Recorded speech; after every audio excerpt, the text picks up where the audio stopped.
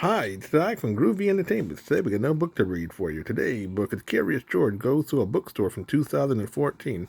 So let's get started. George was a good little monkey and always very curious. Today, George and his friend, the man with the yellow hat, was going to the grand opening of a bookstore in their neighborhood. George's favorite author was going to be signing her latest Penny the Penguin picture book. He had every penny book she ever written. He couldn't wait to meet her. But when they arrived at the bookstore, they found a long line that zigzagged between the bookshelves. We'll purchase the book first, and then wait in line to get it signed, said his friend. There are a lot of kids who also love Penny the Penguin. The line inched forward and stopped, inched forward and stopped. George climbed up on his friend's shoulder and tried to take a peek at the author, but he was small and she was hidden by the crowd. He looked around the bookstore. So many new books. What story would they hold inside? What funny characters would he meet? Be a good little monkey and don't wander off too far, said the man with the yellow hat, letting George down and picking up a bird watching guide from a nearby shelf. You wouldn't want to miss getting your book signed. George was happily flipping through storybooks when he noticed the wonderful smell of banana bread. It made his stomach rumble. George was curious. Could there be food in a bookstore? Food and drinks were never allowed in the library. George decided to find out. As soon as he turned the corner, he discovered glass shelves filled with baked goods instead of books. It was a small cafe. Next to the cabinet was a table with a signed advertisement, free sample.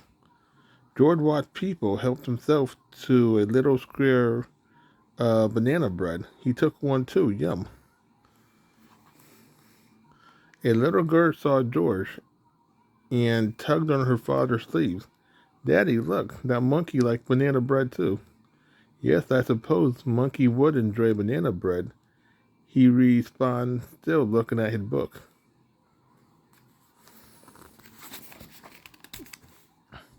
While George was reaching for another sample, in another, he saw the little girl and her father leave the cafe area.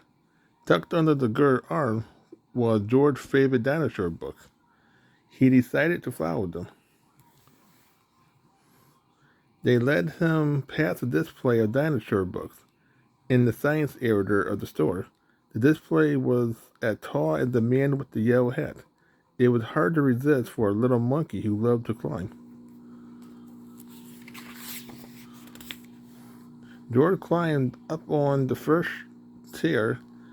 With so many books to look at, he wasn't sure where to start. He saw his favorite dinosaur book, but he also saw other books. One pictured a dinosaur eating leaves, and another showed another dinosaur soaring above waterfall. He climbed from tier to tier until he reached the top.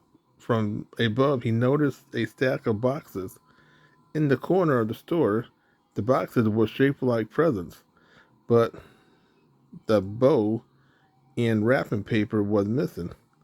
What could be inside them? George leaped down and opened the boxes. They each contained a stack of the newest Penny the Penguin picture book. George wondered why were the books in boxes. They should be in a big display like the dinosaur books. George had an idea.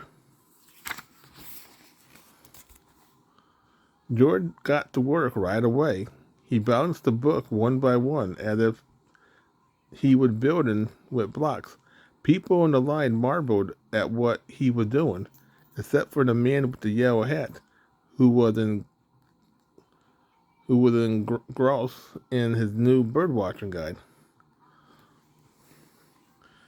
The tower of books grew and grew, and so did the crowd of amazement.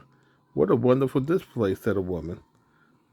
Wow, look what the monkey made, exclaimed the little boy.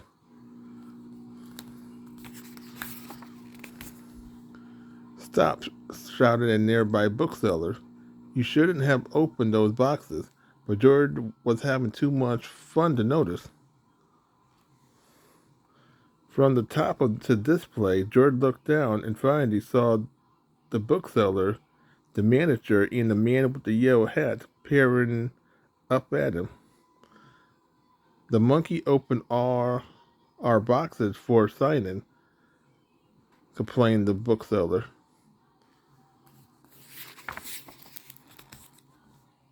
The manager smiled at George. He certainly did, and now we don't have to. I think the Tower of Books is a masterpiece. The manager asked George if he would like to help with the signing. George was delighted. He could finally get to meet his favorite author.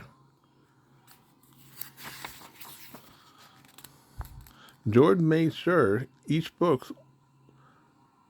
was open to the right page, ready for the author's signature. He thought it was funny that her name was Penny, just like the penguin in her book. As she finished signing the last book, Penny turned to George and smiled. Thank you so much for all your help today. It was great to have an extra hand and feet, but there's one book I still need to sign. She inscribed the book and handed it to George. Inside was a note saying, to my new friend George, keep reading. George loved his new book. It was special and one of a kind.